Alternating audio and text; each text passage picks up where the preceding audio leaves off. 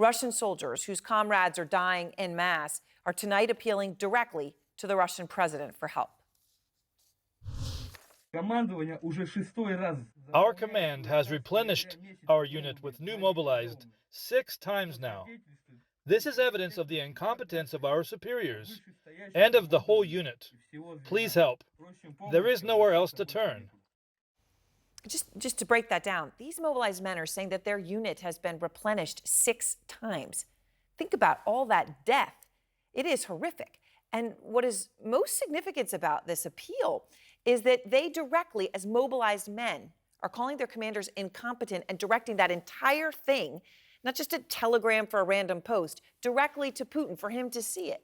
And it comes as we have more video of another Russian soldier calling the situation on the ground in eastern Ukraine a cluster F. Our tank is burning over there. Big greetings to everyone straight from the front line.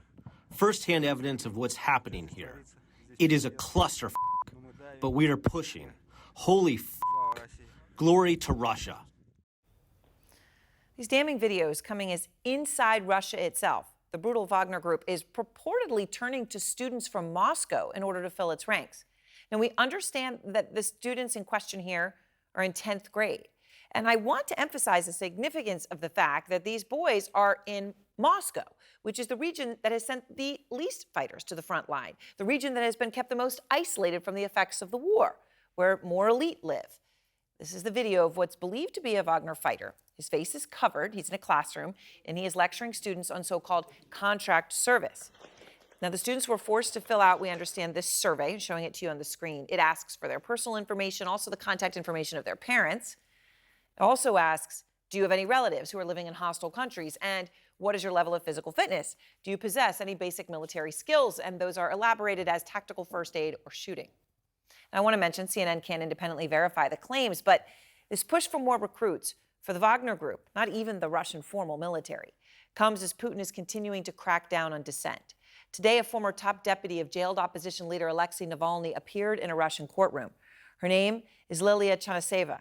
She's already been in jail for a year and faces another 18 years if convicted after opening a regional headquarters for Navalny's Anti-Corruption Foundation.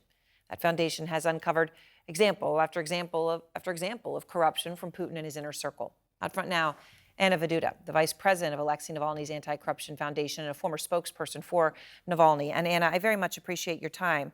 Do you believe there is any way that Lilia will avoid an 18-year sentence here?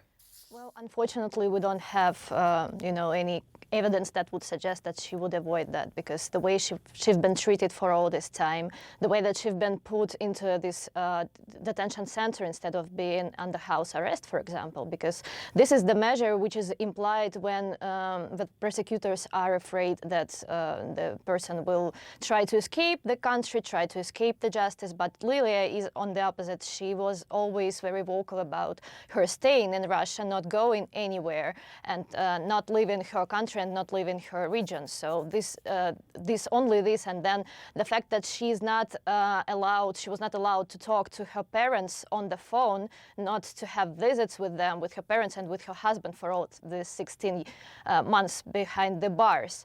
So we do think that they will be harsh on her.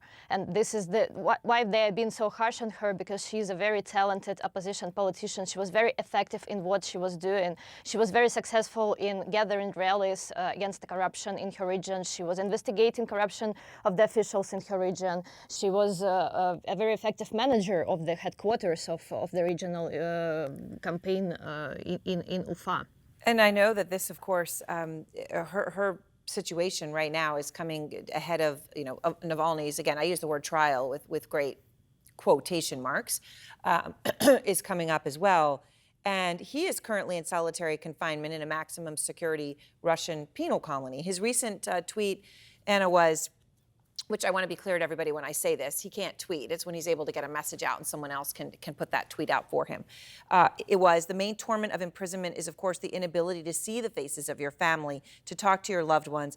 I haven't had any visit for 8 months, and yesterday I was told I'd be transferred to a cell-type facility for the maximum possible term of 6 months.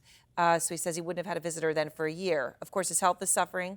and now he's got this other trial. I mean, do you believe that you'll see him out of jail alive?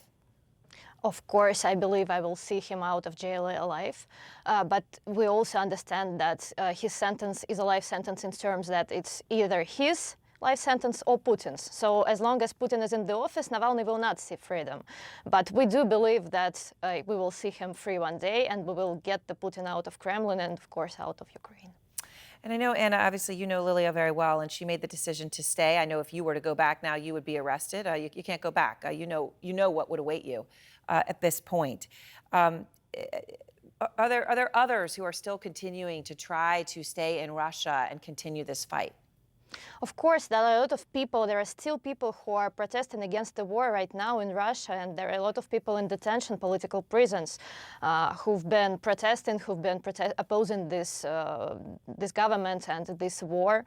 Of course, a lot of people decide to stay, and they do it for the reason that it's their country, and they don't intend to leave it. They don't intend to, leave it in the hands of these bandits in Kremlin, and they're waiting for the time to be free, to make Russia free and great again.